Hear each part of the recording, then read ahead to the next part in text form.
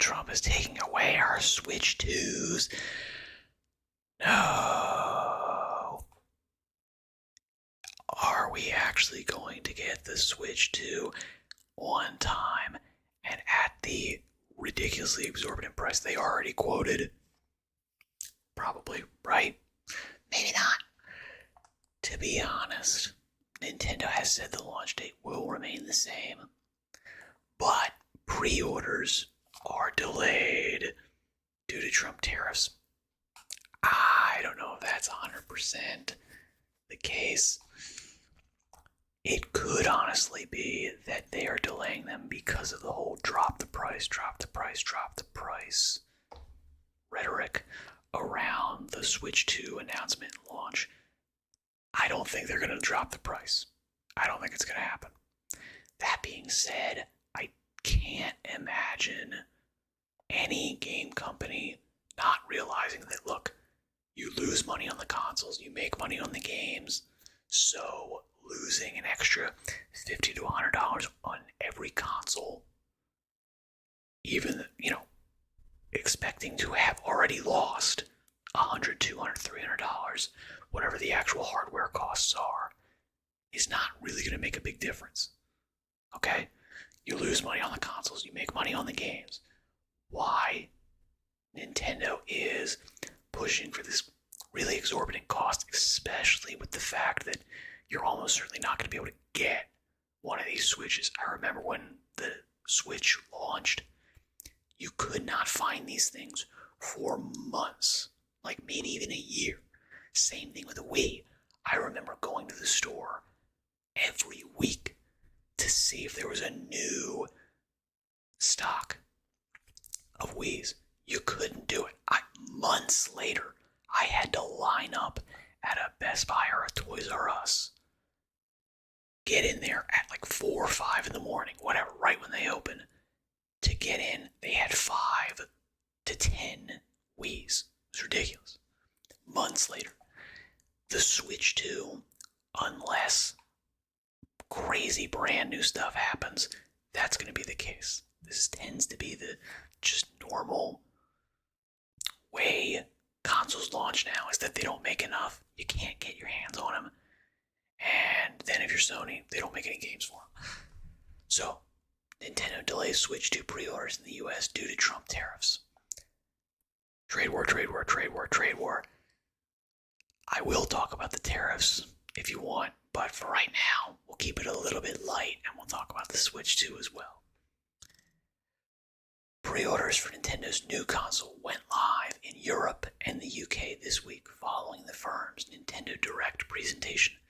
Now, Nintendo has said that it won't open pre-orders to customers in the US yet due to the country's turbulent financial situation. Now, just a quick note on the tariffs. The US being the largest economy in the world and its economy being very much interconnected with all the other ones.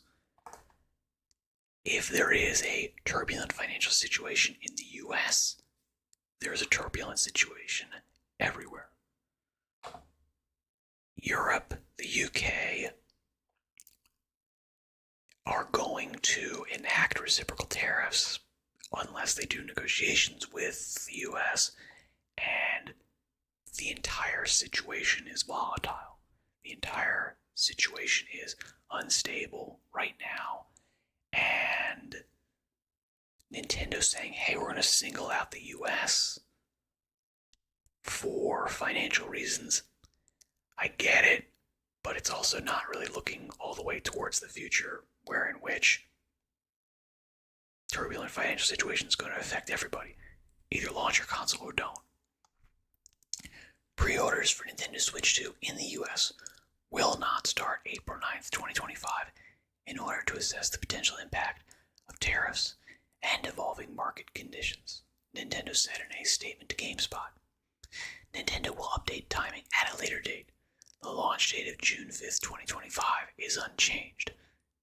And that right there is a telling statement. Now, maybe they change their mind later and they go, oh yeah, screw it, we're going to delay it. months, years in advance when the placement of launching a new console is going to be. There's no way. I don't think they're going to delay it. That being said, why wouldn't you launch pre-orders? The pre-orders are just free money. That's it. All they are free money.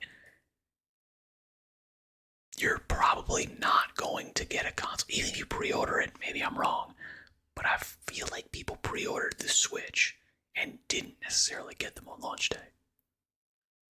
So why not just launch the pre-orders? I don't know. I really don't know. Please, someone tell me in the comments what I'm missing here. U.S. President Donald Trump has been imposing tariffs on numerous countries in recent weeks, including a sizable tariff on China, where tech products are often manufactured. On Wednesday, he also... Okay, now another thing here. Look, these switches, there already exist switches. Switch 2s. There's no way they just started manufacturing Switch 2s right now. I do not believe that. I absolutely do not believe that. They have been in the works. They've got a big giant warehouse of things to get ready for shipping. They've got a warehouse full of Switch 2s somewhere. If these tariffs, which will affect China, absolutely, for sure, it's only going to affect that next, month or two of manufacturing. On Wednesday, he also introduced a blanket 10% tariff on all imports, with countries like China and Japan, what Trump calls the worst offenders. I don't think Japan is actually included in that. I think the worst offenders are like Vietnam. Yeah, countries like China and Japan. Vietnam is like 90% tariff, top of the list. I don't think Japan is bananas. Yeah, getting larger tariffs of 54% and 24% respectively. So Japan, 24%. 24% is not at the top of the list. Yeah, like I could be wrong, but I'm not wrong. 24% is not like the top tariff rates. A report from the Financial Times last month suggested that Nintendo had already been shifting production away from China since Trump's first administration stated its intent to upend global trading. Noting, okay, so Trump's first administration in 2016, 8 years ago, I would imagine that you've been able to shift manufacturing away from them then. Since Trump's first administration stated its intent to upend global trading, noting that more than half the hardware Nintendo imports into the US comes from Vietnam and Cambodia. As I said, Vietnam, 90%. Yeah, so that would be a little bit more. Okay. However, the tariffs imposed by Trump on Wednesday, which he says will go into effect on April 9th, include a 46% tariff on Vietnam and a 49% tariff on Cambodia. Say, yeah. According to FT sources, hundreds of thousands of Switch 2 consoles have already been sent from Vietnam to Nintendo's US facilities since the start of the year. Perhaps anticipation of such a move. I mean, just because they're rolling stuff out, they were already going to do that. The standalone Nintendo Switch 2 console will cost $449.99 or €469.99 slash 395.99 pounds, or if you're in Australia, 699.99, which is actually a better deal because of the exchange rate, hilariously.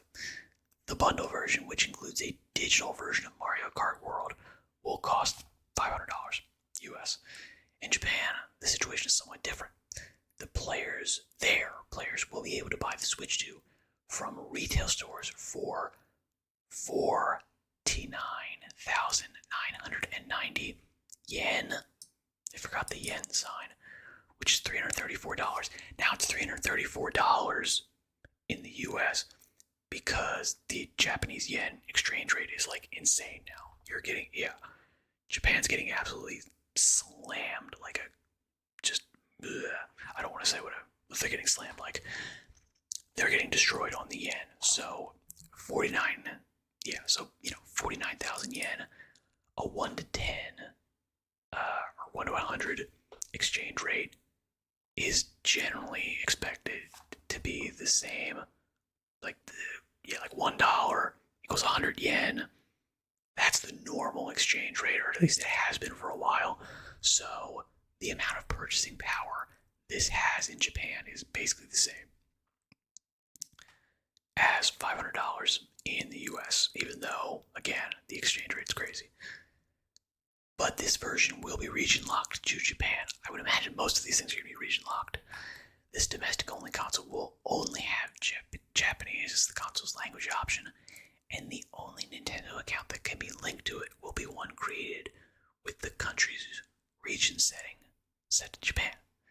Japanese players who want the multilingual region-free edition of Switch 2 can only purchase it from the Japanese My Nintendo store at a price of 70,000 yen, or $467.